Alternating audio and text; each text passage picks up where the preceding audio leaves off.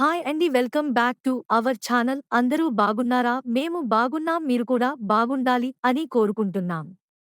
గాజువాకలో పెట్టిన బెల్లం వినాయకుడిని చూడాలని వినాయక చవితి రోజు అనుకున్నాం, కానీ ఆ రోజు కుదరలేదు. ఆ తర్వాత రోజు చాలా వర్షం పడింది, బయటకి వెళ్ళడానికి అవ్వలేదు. ఇంకా ఇన్ని రోజులకి కుదిరింది.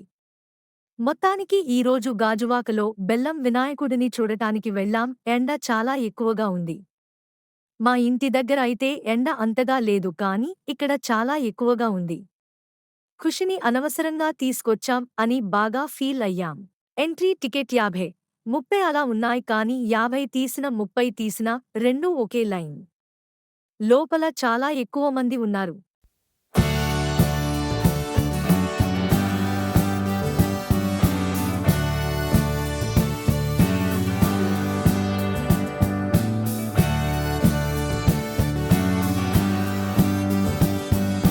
బెల్లం వినాయకుడు మనం ఫోటోలో వీడియోలో చూస్తే చిన్నగా కనపడతాడుగాని ఇలా డైరెక్ట్గా చూస్తే చాలా ఎత్తులో చాలా బాగుంది వినాయక విగ్రహం.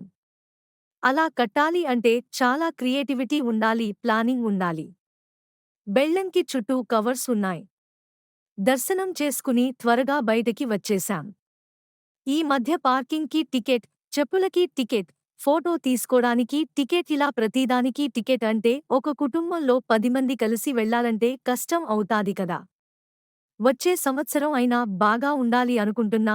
బయట కొన్ని చిన్న చిన్న స్టాల్స్ ఉన్నాయి, కానీ ఎండ కారణంగా ఎక్కువగా చూడలేదు. అక్కడ చూడండి, మా పాప ఇప్పుడే తనకి కావాల్సినవి తానే సెలెక్ట్ చేసేసుకుంటుంది. ఇప్పుడే ఇలా ఉంటే ఇంకా ఎదిగాక ఎలా ఉంటాదో అని మా బావ భయపడుతున్నాడు.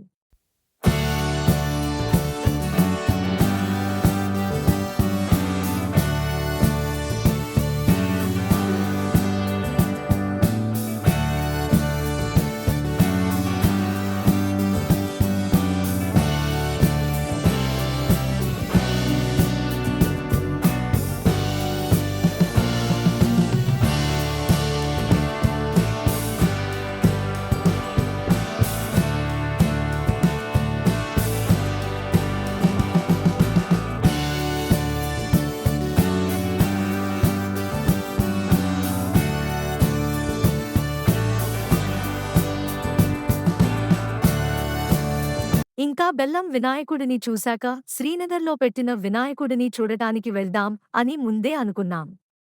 అక్కడ అంతగా రష్ లేదు, దర్శనం త్వరగానే పూర్తయింది.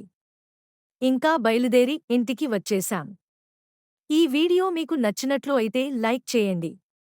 కొత్తగా చూస్తున్నవాళ్ళు అయితే సబ్స్క్రైబ్ చేసుకోండి. Thank you, by by.